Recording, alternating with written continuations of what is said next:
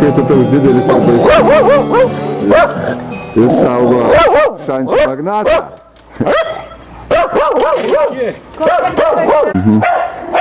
Nu čia viduko pasienda. Mes susakom čia šančių magnatai. Tai ką tai dabar mes nesugalvojom, iš kur mes tą pavadinimą sugalvojom. Valydėm. Čia, žinai, nieko, dabar viskas gal nieko, bet tai. Jeigu viskas veidai tvarkoja. Matau, tai gyvas veikia, besišypsantį ir to užtenka. Dvigubai didesnė anieva, kur viršai. Jau vidukas demonstruoja savo obuolius. Ten ant onos. Kur? Ant onos obeliai. Tenai? Jo. Ir pažiūrėk, kaip fainai. O, viduko meno kūriniai ant grindų, balkonėlį. Nu, štai būnant pas viduką, norėjom anonsą padaryti gabaliukui, kuris gal kitų metų glukoidų suvažiavime nuskambės. Ten turėtų, aišku, dainuot backgroundą Ilona su Rasa. Agnė, kaip paprastai mūsų lyderis, padainuotų solinį balsą. Aš dabar, aišku, ne dainininkas, aš tik maždaug parodysiu, kaip jis atrodys tas dalykėlis.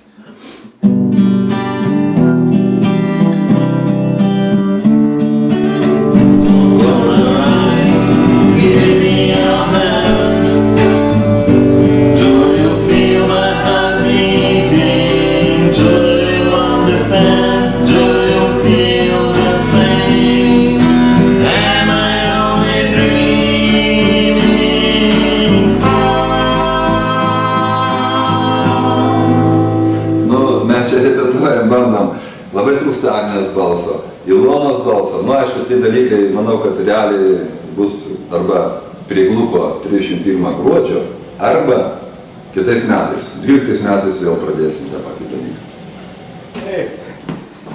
Labas, Gintai. Didysis glukoidas. O kas čia dabar pas tave? Šitas čia, tarp kitko, nes čia, žinai, girdėjau, kad irgi arabai atsisakė Kadafio. Tai aš tai, žinai, norėjau palinkėti, sakau, kaip tautos išlipa iš medžių, tai jam amžinai problemų kyla. Taip. Tai vat, aš irgi sakau, kad jie nesakytų, kaip lietuviai kartais sako, ten prie Ruso buvo geriau, kad jie nesakytų, prie Kadafio buvo geriau.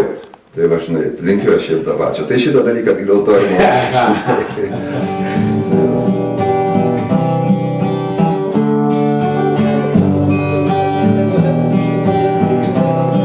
O mes dabar dar pas vieną šančių magnatą užsukom. Pažiūrėsim, ar jis ne. Nu, va, čia valdo urvelio įėjimas turėtų būti. Nu, Chebrytė. O draugę atvedžiau. O Dalė sako, užeik, Laima, užeik. O ką, Dalės nesutiko? Jinai pabėgo per kitą pusę. Šančių magnatai renkasi. O, Laima įsitaisė naujus kalinius. Valdas jai už atsilankymą sakė, padovanos. Kad seniai nesimatė. Pasirodo, pas Valdą apsilankyti verta buvo dar dėl to, jis čia mus visus tiek nustebino, kai ištraukė iš kažkur tai va tokią krūvą diskų, kurios mus visą laiką domino.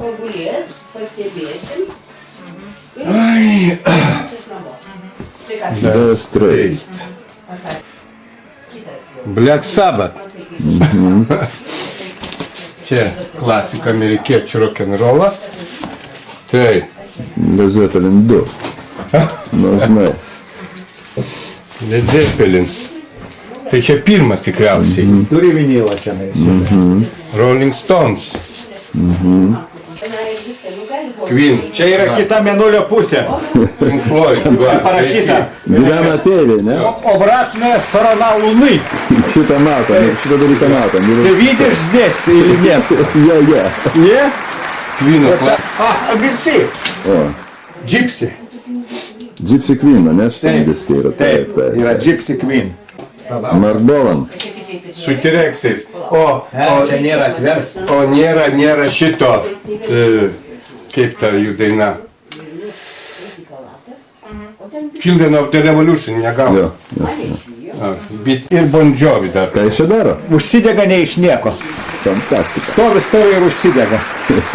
Taip. Tai va. Laisvės kampas alėjos priešais orbitą buvusią. Žinau. Ir ten buvo muzikos parduotuvė. Ir jie ten nieks nepirko 92-3 metais. Ir aš už šitokį diską aš mokėdavau, aš dabar, jeigu neklystu, 1400 šitų žvėriukų. Jo, jeigu taip, jie kainavo dabartinės 14 litų. 10, 14.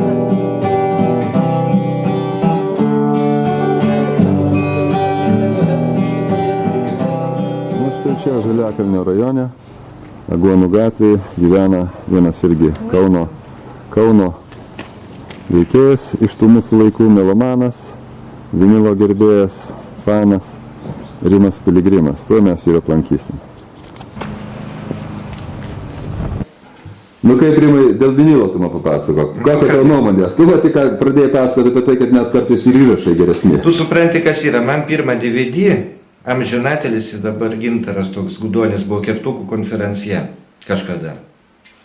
Jis dabar Inita Kaune čia televizijoje dirbo, supranti, prieš porą metų mirė vargšas. Tai jis man 2004 pirmą DVD įrašė. Čia buvo apie Kauno tą Big Beato festivalį. Taip.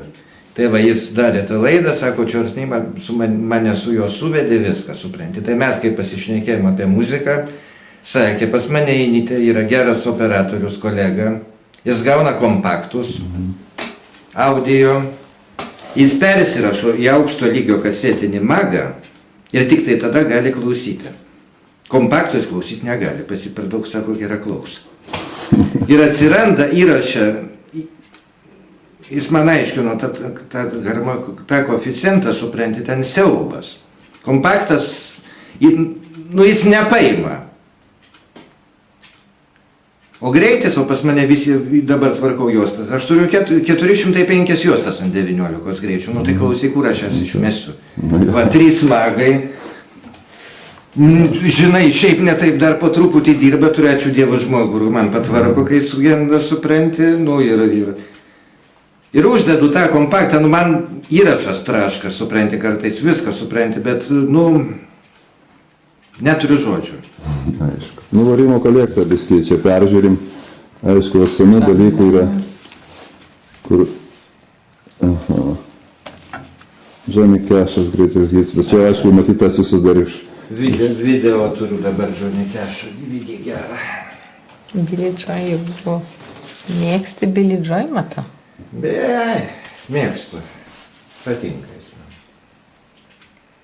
man. Rimas dar norėjo pasidalinti savo prisiminimais apie Rod Stewartą. Every Picture Tells a Story. Aš kitaip supratau, ne? Every Picture Tells a Story.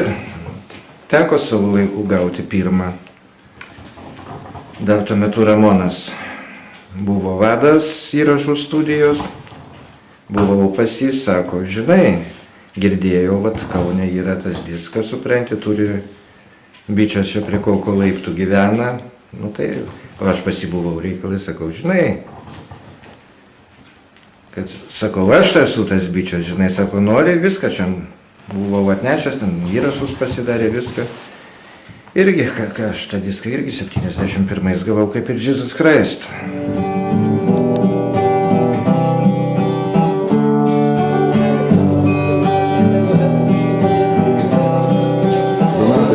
Dabar toks momentas yra, kai Glukoidose, kaip pastebėjo diskusija apie vinilą čia tokia įsivystė. Ką tu apie jį galėtum pasakyti? Tu vis tik, aišku, jaunesnės kartos atstovas, bet su muzika, žinau, tu pastoja labai daug, yra daug įdomių minčių. Ir kaip tu apie tai galvoji? Kas tas vinilas, ar jis ten privalumų turi, aplamai, ar tai nostalgija tiesiog mūsų senukų tarpe ir panašiai? Nostalgija tai aš jau nepavadinčiau, nes jis jau populiarus žiauriai šiais laikais tarp audiofilų. O senukai, kad nostalgiją jam jaučia, tai čia yra netgi privalumas, sakyčiau. Nes kiek žinau, daugelis senukų labai staigiai šokom kompaktų. O šiaip tai aš taip prašokau šitą visą reikalą.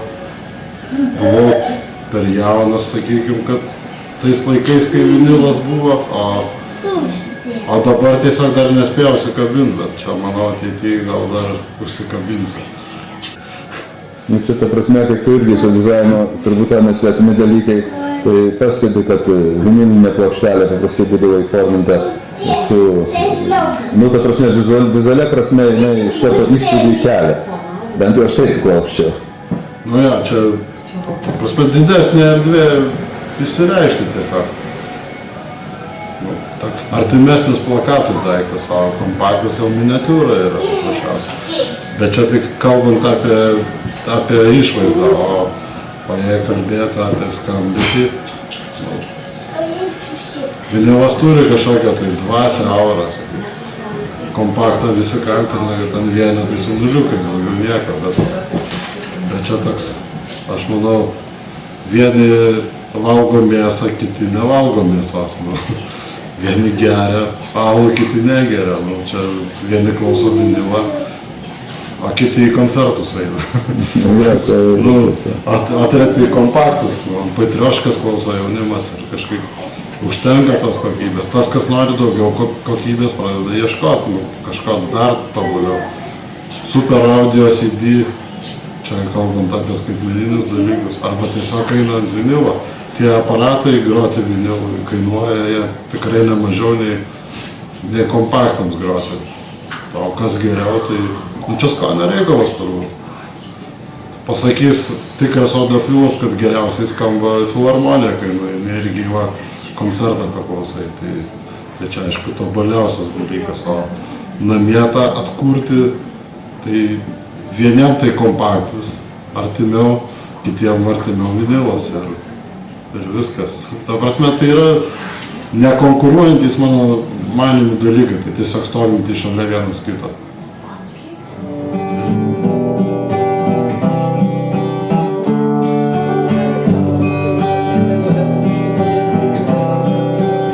Kur važiuot su juo, wow, kas atsakys man? Gerbiami keleiviai, neužmirškite laiku užkompostruoti abonementinių bilietų. Primenu, kad abonementiniai bilietai parduodami visose parduotuvėse bei sąjunginės spaudos kioskuose.